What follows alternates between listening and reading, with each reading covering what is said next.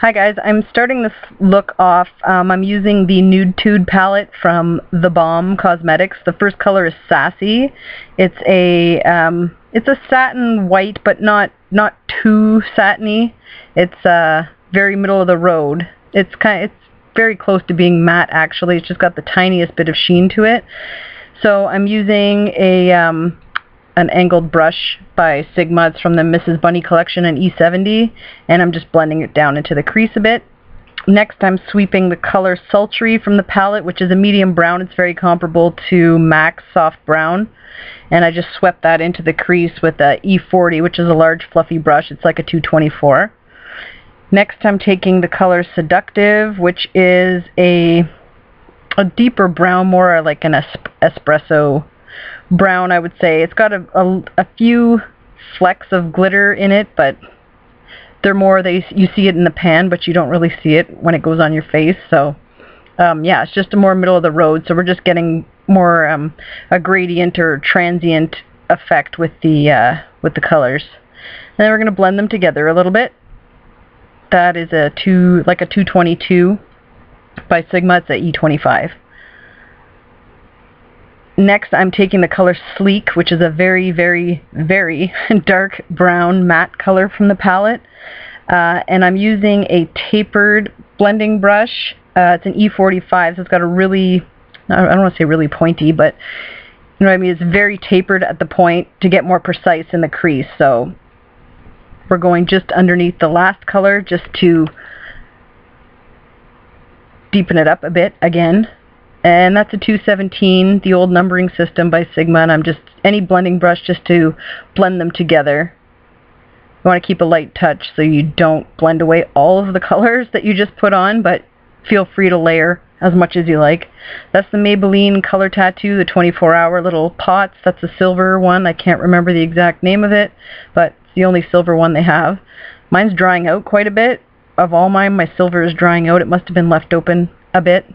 So I'm using a E60 to blend it a bit. That's from the Mrs. Bunny collection. That color is Tinsel, and it's just a silver. It's a dark silver. It's not on the light end of silvers. It's a dark silver by Makeup Designery. Again, it's called Tinsel, and I'm just using a E55, which is like a MAC 239, and I'm just packing that color onto the lid because we want a good solid silver base underneath the glitter. That's an Annabelle Jumbo Smoothie crayon, which is not focusing. My camera is being the worst. So that's just a smudge proof like jumbo crayon. It's comparable in size to the NYX jumbo crayons, except this one isn't greasy and it doesn't crease and smudge and everything. That's why it's like whittling down to a little nub. I have all of them and use them daily. And I'm just blending with the same blending brush just to soften it up. They do set rather quickly, the jumbo crayons by Annabelle Cosmetics, and those are only available in Canada. Sorry guys, but there's no international shipping or shopping as of yet. That's the L'Oreal Infallible, the gel liner, and it's in Blackest Black, and I'm just using a eyeliner brush by Sigma, and it's a E05. That one's from the Extravaganza collection. I just lined my waterline with that. The next color is Snobby. It's a gold, more golden beige, but it goes on pretty warm, as you can see, and I'm just blending that at the very top just because I have such big eyelids. I have to fill the space all the way up to my brow bone. So if you have smaller eyelids, you can skip that step.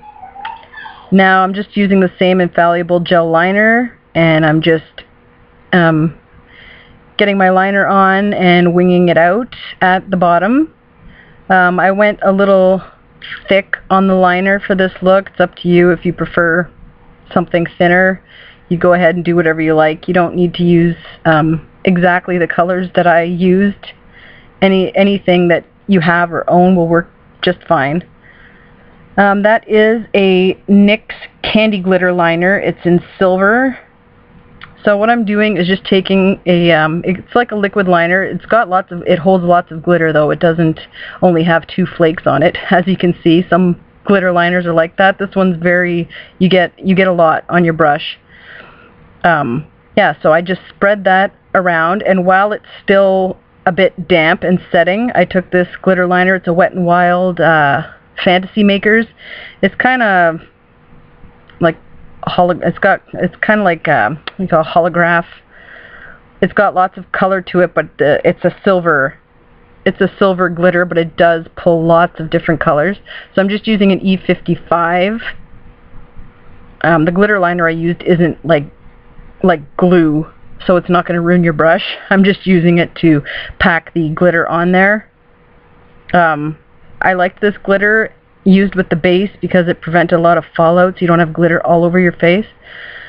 I'm going back with that dark brown, that sleek color again, and just for any of it that I lost while applying the glitter and doing all the blending, I'm just intensifying it again just to define the crease a little, trying to stay out of the glitter and just using my brush sweeping upward. And I'm taking that large fluffy blending brush again, which is like a 224, and I'm just blending out a bit. That is a angled contour brush from the Make Me Cool collection, I believe it's called. That's Rose Beige by Makeup Designery. So I use that to contour a bit. Normally I use by the Balm Cosmetics Bahama Mama is my favorite bronzer, and I will use the bronzer as a contour. Why the heck not? So I usually get that just under my cheekbone or whatever color. I usually always use two color blushes.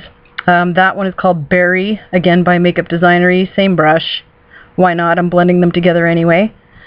And then I am getting that on and just being sure to blend it really, really well. I decide to add just a little sweep of glitter liner just from the corner of my eye under the wing of the liner, and put a little bit of Mineral Skin Finish in Soft and Gentle by MAC just at the tops of my cheekbones as a highlight.